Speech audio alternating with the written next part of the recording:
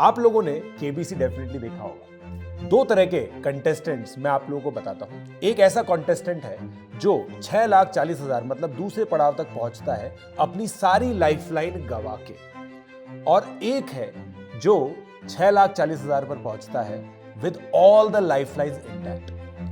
अब अगला क्वेश्चन इनके पास आता है, और अब आप सोचिए कि ये क्वेश्चन खेलने के लिए दोनों लोग कितने कॉन्फिडेंट होंगे। क्या पहला कॉन्टेस्टेंट कॉन्फिडेंट होगा जिसने अपनी सारी लाइफलाइंस गवा दी है, या फिर वो जिसके पास सारी लाइफलाइंस है?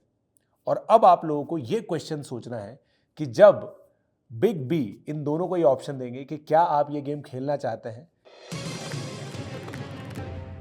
या फिर ये गेम छोड़ना चाहते हैं, तो कौन सा बंदा होगा जो इस गेम को छोड़ना चाहेगा? मेरे हिसाब से आप लोगों को समझ में आ गया होगा कि वो बंदा गेम छोड़ना चाहेगा जिसकी तीनों लाइफलाइंस खत्म हो चुकी है। यही गेम और ऐसी ही लाइफलाइंस हमारी जेई की लाइफ में भी होती है। जब बच्चा 11th में स्टार्ट करता है तो हर एक बच्चा आईआईटी बॉम्बे कंप्यूटर साइंस ही जाना चाहता है, टॉप 100 में रैंक लाना चाहता है, बट उसकी लाइफलाइंस खत्म होती जाती है, कुछ बच्चों की नहीं होती है। यही रीजन है कि जहां पे हर एक बच्चा सेम तरीके से स्टार्ट करता है, किसी बच्चे की टॉप 100 में रैंक आती है, किसी की टॉप 1000 में आती है, किसी की टॉप 10,000 में आती है।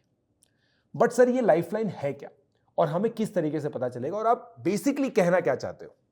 मैं आज उन बच्चों को एड्रेस करना चाहता हूं जो बच्चे ये कहते हैं कि सर हमें ब्लैक बुक से क्वेश्चंस करने हैं, सर हमें सिंगेट से क्वेश्चंस करने हैं, सर हमें मैथ्स ओलंपियाड के क्वेश्चंस करने हैं। और ये वही बच्चे हैं जिनके जेई मेन के पीवाईक्यूज भी पूरी तरीके से सॉल्व नहीं है। तो आज मैं आपको एल्गोरिथम बताऊंगा कि आप समझ सकें कि आप कौन से कंटेस्टेंट हैं। आप लोगों ने फंडामेंटल ऑफ मैथमेटिक्स स्टार्ट किया होगा, फिर क्वाड्रेटिक स्टार्ट किया होगा, फिर सीक्वेंस एंड सीरीज किया होगा, जो इनिशियल 11 के चैप्टर्स हैं। अगर उसके अंदर आप अपने टीचर के जेई एडवांस प्रोबेबल प्रॉब्लम्स नहीं कर पा रहे हैं, जेई मेन की जो वर्कशीट्स होती हैं वो नहीं कर पा रहे हैं, केवल कॉन्सेप्ट बिल्डर एक्सरसाइजेस कर पा रहे हैं, तो दोस्तों जो अपना एक अट्रैक्शन है towards black book, towards difficult books, या फिर जेई एडवांस की डीपीपीज, एसआरजी की डीपीपीज, एसआरजी के क्लास टेस्ट, ये सब रिकंसिडर कीजिए। एक बेयर मिनिमम प्लान चूज कीजिए ताकि कम से कम आप 6,40,000 तो कमा के जा पाए। मतलब एक अच्छी एनआईटी की सीट या फिर एक अच्छी आईआईटी की डिसेंट सीट आप लोगों को मिल सकती है अगर आप केवल कॉन्सेप्ट बिल्डिंग एक्सरसाइजेस करते हैं और जेई मेन के पीवाईक्यूज करते हैं। तो अगर आपके जेई मेन पीवाईक्यूज कंप्लीट नहीं है, आपकी एनसीईआरटी ढंग से कंप्लीट नहीं है, आपकी कॉन्सेप्ट बिल्डिंग एक्सरसाइजेस कंप्लीट नहीं है, then there is no point doing black book, there is no point doing SRG DPPs, there is no point doing any sort of advanced DPPs।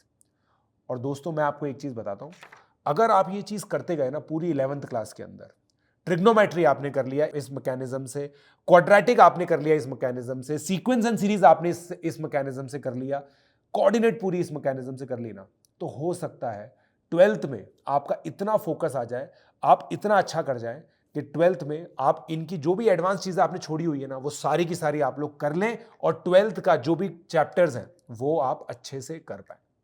बहुत सारे बच्चे ये एल्गोरिथम फॉलो करते हैं क्योंकि starting में उनको कोप अप करने में दिक्कत होती है, इस वजह से वो एडवांस चीजें नहीं कर पाते हैं, बट वंस दे गेट एक्लेमेटाइज्ड वो सारी की सारी चीजें आगे जाके कवर कर लेते हैं।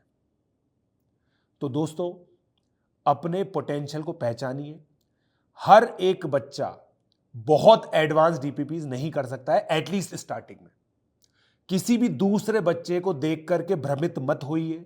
आपको नहीं पता उसने 9th-10th में क्या किया है, आपको नहीं पता कि वो आज बैठ करके कितनी मेहनत करता है।